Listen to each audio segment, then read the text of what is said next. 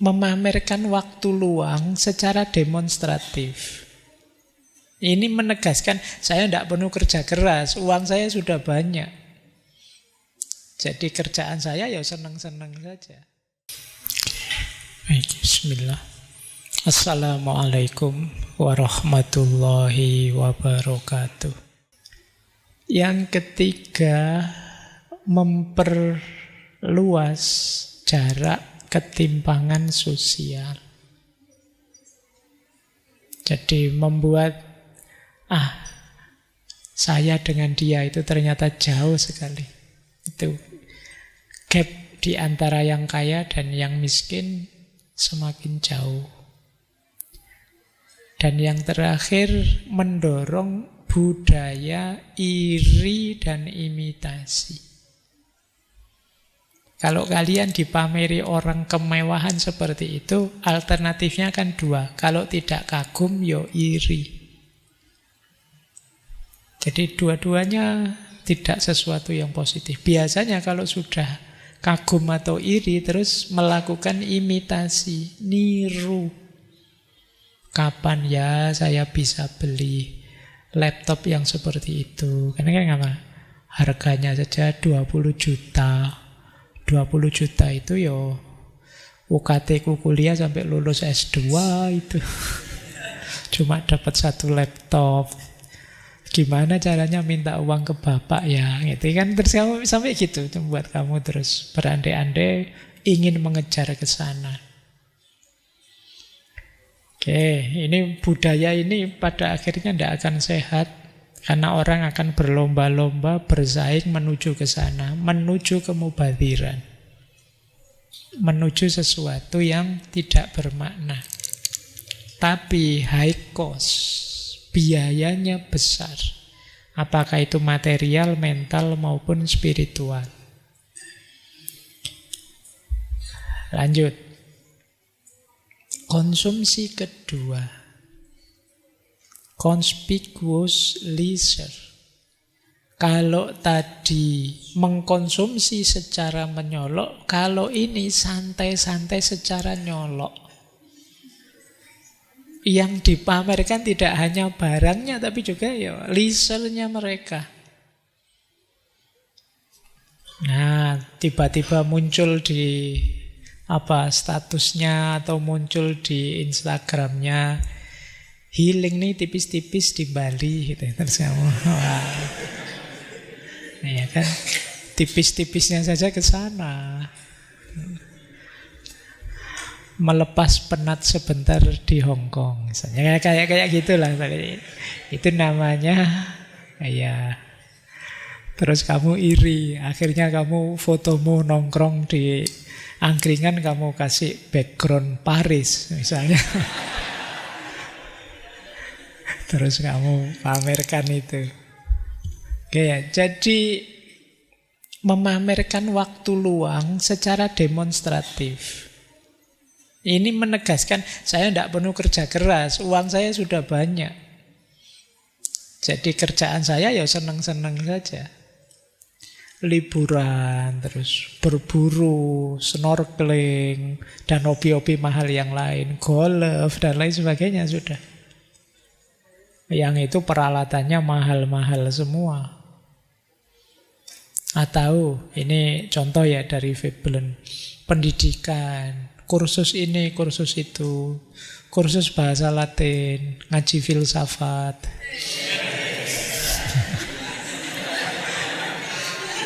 Nah ya kan ya Kak. Kamu kan pamer berapa kali ngaji filsafat sudah. Oke, pengen buat orang iri bisa hadir di sini, terus kamu bisa hadir nih malam hari ini, ketemu langsung sama kita.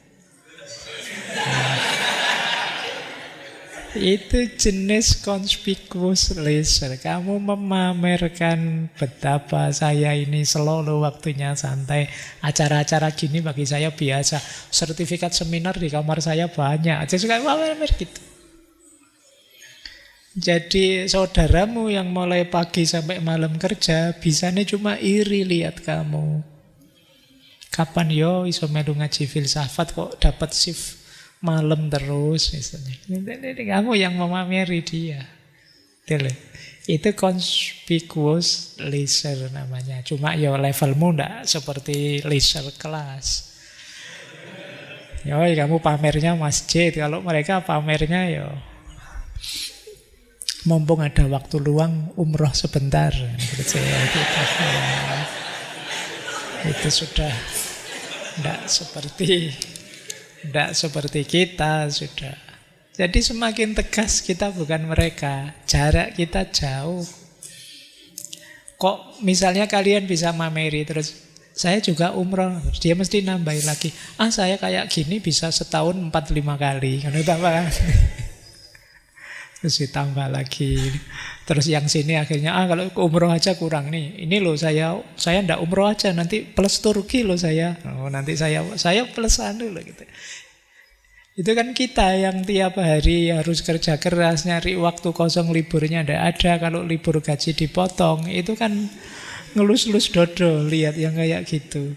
Kapan saya bisa begitu? Itu conspicuous leisure. Baik, ini jenis konsumsi yang kedua. Jenis konsumsi yang ketiga, conspicuous waste. Conspicuous waste itu konsumsi barang dan jasa yang pada akhirnya untuk dibuang. Nambah-nambahi sampah. Misalnya beli pakaian mereknya mahal, dipakai sekali, terus sudah malu pakai 2 kali sudah. Ini leisure class. Kemarin sudah dipakai, masa dipakai lagi? Padahal ya ndak kurang, ndak cacat apapun. Ini namanya conspicuous waste. Jadi beli apa-apa yang hanya untuk dibuang pada akhirnya. Bangun rumah pun mentang-mentang duitnya banyak, dibangun sebesar mungkin, seluas mungkin, sebanyak mungkin kamarnya. Wong satu rumah isinya 3 orang, kamarnya 12 misalnya. Nah ini conspicuous waste. Ya kalau ada fungsinya jelas sih tidak masalah. Kadang-kadang ya demi kemewahan saja yang sebagian besar ruangannya tidak digunakan. Untuk ruang masing-masing ada. Ini ruang keluarga, ini ruang nonton TV, ini ruang santai, ini ruang banyak. Ya, ruang tidur juga sendiri, nanti ruang tidurnya anak, ruang tidurnya pembantu, semuanya ada. Bandingkan dengan kos-kosanmu. Oh itu kan, yo di sini yo tidur Pak, yo belajar, yo nongkrong, yo semuanya di situ. Sak kamar itu 2x3 meter. Nah, sementara dia seluas itu, ini namanya conspicuous waste. Tidak ngukur sebenarnya. Kalau ukuran keluarga saya ya mungkin idealnya sekian kamar, besarnya sekian. Tapi karena mengejar kemewahan tadi, jadi berlebihan. Kadang-kadang wah ini sudah tidak bisa dikembangkan lagi, beli rumah lagi saja, beli tanah lagi saja. Tadi rumahnya terus banyak. Yang dia sendiri juga tidak tahu ini rumah banyak nanti buat apa. Biasanya pakai logika siapa tahu. Siapa tahu besok perlu. Siapa tahu besok butuh. Siapa tahu anak saya nanti memerlukan dan lain sebagainya. Ini persis seperti sindirannya Al-Quran tadi. Alhaakumut takasur, tidak ada habisnya. Ya kalau pakai logika siapa tahu ya memang apa saja harus ingin kita beli, kita kuasai, kita miliki. Tapi kalau logikanya seperti itu, berapa banyak kemubadiran yang kita lakukan. Baik. Ya, ini jenis konsumsi yang ketiga. Jenis konsumsi keempat. Kalau ini menarik, vicarious leisure. Vicarious leisure itu kesantaian, ya leisure tadi, tapi yang sifatnya perwakilan. Vicarious leisure itu leisure yang dilakukan orang untuk mewakili orang lain sebagai simbol statusnya orang lain. Siapa yang melakukan vicarious leisure ini? Mungkin istrinya, mungkin pembantunya, mungkin anak-anaknya, demi menegaskan status suaminya, majikannya. Ini namanya vicarious leisure. Mereka ini memakai sesuatu, melakukan sesuatu bukan untuk dirinya, tapi untuk yang diwakili, demi menunjukkan status yang diwakili. Mereka ini leisure, senang-senang, tapi untuk menunjukkan betapa hebatnya yang membuat aku bisa senang-senang seperti ini. Misalnya, istri dari seorang laki-laki kelas atas, kata Veblen. Dia ini tidak boleh masak, tidak boleh bekerja, tidak boleh ngapa-ngapain. Semua dilakukan oleh pelayan. Tugas utamanya apa? Tampillah dengan elegan, dengan mewah, keluar. Sehingga orang-orang tahu betapa kita ini kelas tinggi. Nah, ini berarti yang bermewahan tadi istrinya. Biar orang tahu betapa tingginya status suaminya. Nah, ini namanya vicarious leisure. Atau mungkin anaknya. Kemarin yang beberapa kasus itu kan yang flexing-flexing anaknya. Terus orang, wah ini anaknya kok begitu sih, tidak menjaga nama baik bapaknya. Loh justru dia keluar dengan kemewahan itu ingin menegaskan namanya bapaknya. Itu vicarious leisure. Mungkin kalau dia keluar dengan mobil jelek, baju compang-camping, dimarahi sama bapaknya. Kamu tidak menghargai bapak, jaga dong nama baik bapak. Masa naik mobil kayak gitu, masa pakai baju kayak gitu. Kemungkinannya begitu. Bikin malu saja. Nah, jadi leisure class itu tidak selalu dirinya yang tampil, bisa diwakilkan. Bisa istrinya, bisa anaknya. Bisa juga pembantunya. Oh, ini pembantu juga kalau keluar kan dia nanti mestinya cerita-cerita. Maka diaturlah agar dia cerita yang menampakkan hebatnya majikannya. Demi apa? Memperkuat citra majikannya. Saya itu di sini kerjanya jarang-jarang sih, tapi bonusnya luar biasa loh. Oh, setiap Idul Fitri saya dibelikan ini itu. Oh, setiap itu ini. Ini sebenarnya bagian dari ini tadi, vicarious leisure. Jadi menegaskan tingginya status orang yang dia wakili. Jangan sampai kalah loh sama pembantu yang lain yang di sana. Oh, di sana diberiin seragam mahal. Oh, di sini lebih mahal seragamnya. Di sini harus. Ini vicarious leisure. Baik. Jadi ada orang-orang yang hidupnya bermewahan, santai-santai, tapi tidak untuk menegaskan tingginya nilai dirinya, tapi menegaskan orang yang dia wakili. Sebenarnya diam-diam juga menegaskan betapa hebatnya orang yang dia wakili itu bisa menguasai orang-orang seperti ini tadi. Pembantunya, istrinya, anaknya, dan lain sebagainya. Baik. Ada 4 berarti ya tadi jenis konsumsi: vicarious leisure, conspicuous waste, conspicuous leisure, dan conspicuous consumption. Saya tidak tahu yang teman-teman biasa lakukan yang mana. Kemungkinan yang ini, yang terakhir ini. Yang terakhir, pecuniary emulation. Kalau ini meniru gaya hidup leisure class. Jadi meniru gaya hidup kekayaan orang-orang yang levelnya lebih tinggi biar dapat prestis. Jadi kita yang levelnya rendah ingin diakui setinggi itu. Jadi kita ingin juga disebut levelnya tinggi. Akhirnya apa? Kita meniru gaya hidup mereka. Kadang-kadang jadi boros luar biasa. Atau kadang-kadang karena saking kepepet ya bikin imitasi-imitasi. Orang kaya tasnya wah bisa puluhan juta, ratusan juta. Yuk bikin yuk yang versi KW saja. Yang itu dari luar kelihatan persis sih, tapi rasanya seperti asli meskipun tiruan. Bisa saja begitu. Kenapa? Kita ingin disebut statusnya tinggi.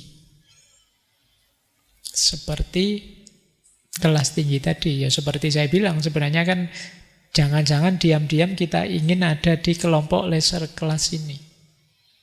Nah, orang-orang tertentu sangat ingin ada di situ. Padahal sumber dayanya belum nyampe.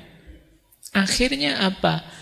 Casingnya saja, gayanya saja yang dia ubah untuk kelihatan kelas tinggi. Kalian kalau beli baju mikir kelas enggak? Biasanya mikir kelas itu yo merek, yo harga.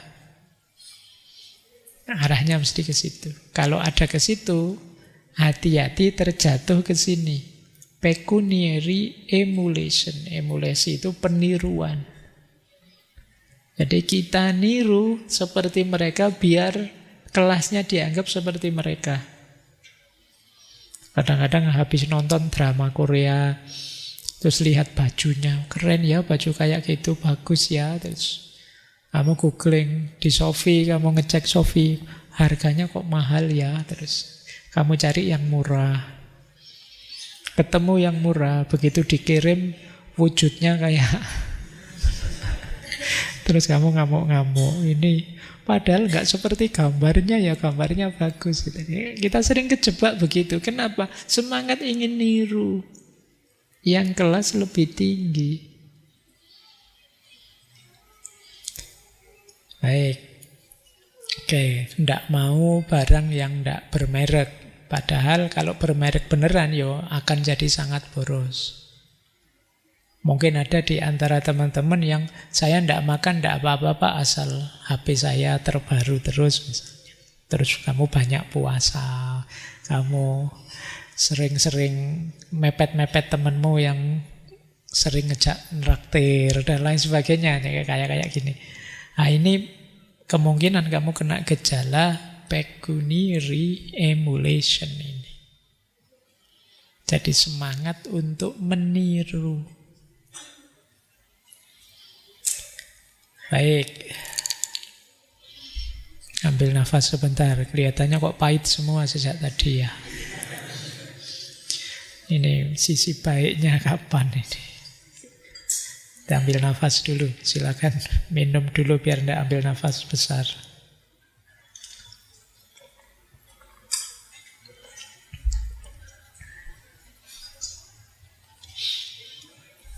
Kita lanjutkan. Nah di buku itu juga Veblen antara lain menguraikan kondisi konsumerisme kontemporer. Oh ini lebih mengenaskan. Kontemporernya Veblen sebenarnya ya dekat saja dengan kita ternyata. Yang pertama, nanti ada 4 apa 5 ingat saya. Yang pertama yang dicermati Veblen apa? Domestikasi dan objektivasi perempuan. Ada istilah di buku itu trophy wife. Jadi perempuan itu dianggap sebagai semacam trofi. Jadi perempuan diposisikan sebagai bagian dari sistem simboliknya konsumsi. Mendapatkan perempuan, mungkin yang diinginkan, yang diidealkan, itu dianalogikan dengan tanda kesuksesan atau tanda kekayaan suaminya. Perempuan itu sering diperlakukan seperti barang atau benda mewah lainnya. Dia dipajang melalui penampilannya, kecantikannya, pakaian mahalnya, dan perhiasannya. Termasuk misalnya perempuannya tidak boleh kerja biar tampil saja di depan suami yang cantik, kalau keluar rumah biar bisa dipamerkan. Jadi ini perempuan sebagai trophy wife. Dapat perempuan yang diidamkan, mungkin perempuan dari kelas leisure juga, itu luar biasa. Tidak boleh kerja pokoknya, dandano saja yang cantik, biar orang-orang tahu betapa bahagianya jadi istriku. Jadi dia diposisikan sebagai simbol betapa suksesnya laki-laki, sebagai simbol betapa hebatnya laki-laki, suaminya, sebagai simbol betapa penyayangnya laki-laki yang itu suaminya. Ini perempuan as trophy wife. Ya. Jadi perempuan jadi objek saja di depan laki-laki. Oke, nanti yang sana tidak boleh marah ke saya ya. Saya cuma membacakan konsepnya Veblen ini.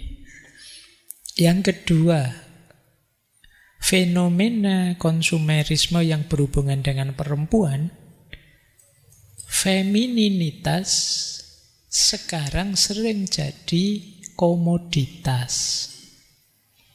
Dia jadi konsumsi publik.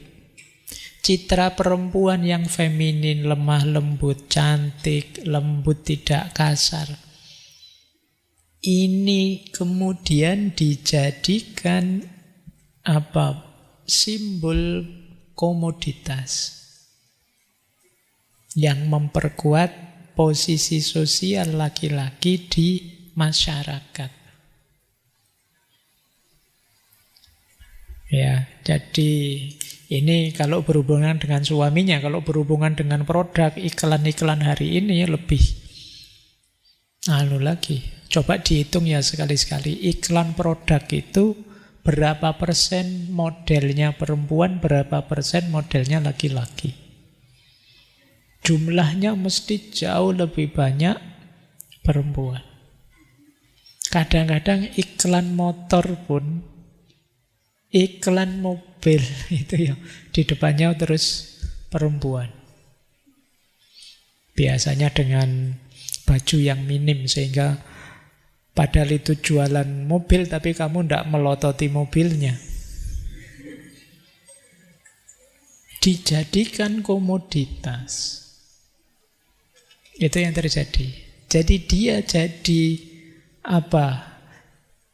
simbol konsumsi.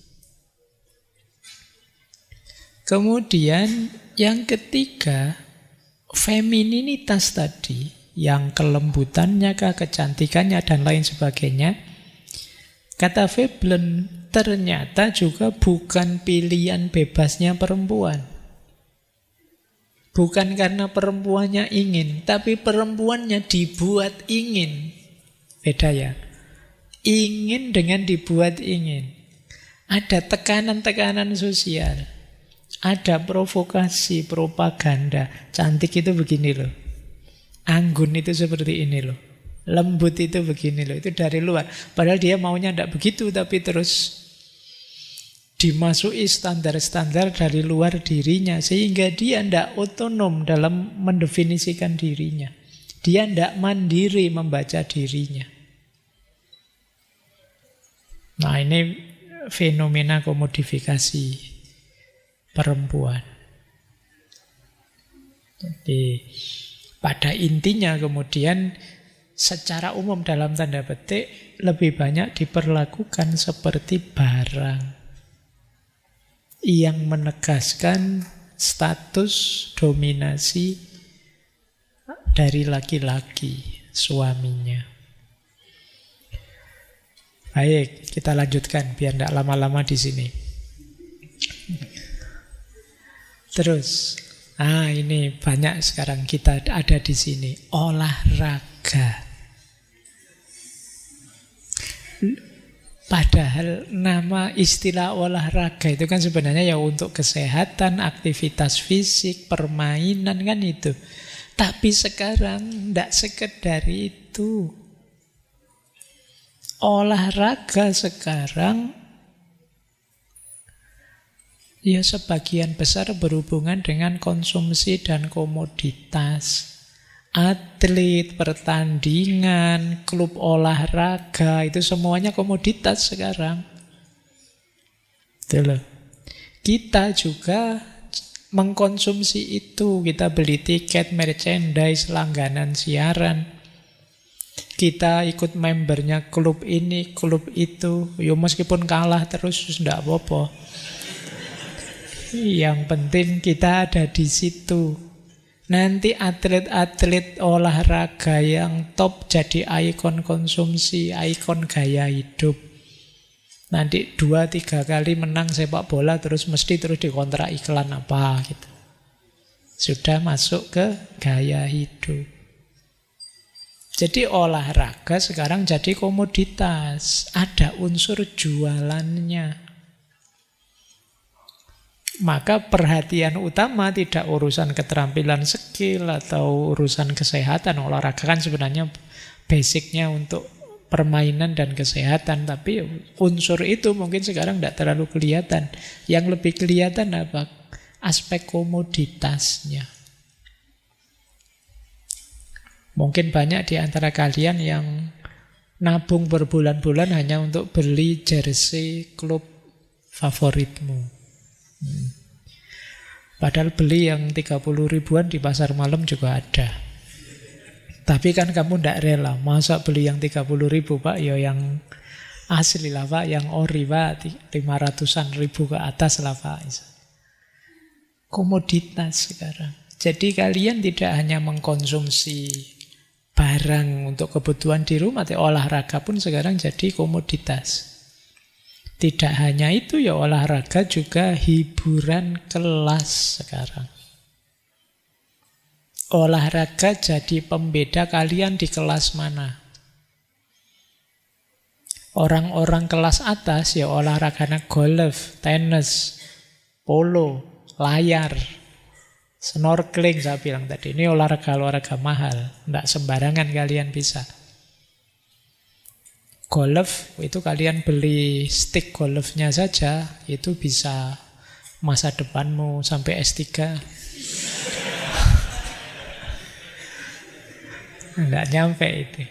Jadi seolah-olah itu olahraga, tapi sebenarnya memameri kamu, menegaskan padamu levelmu.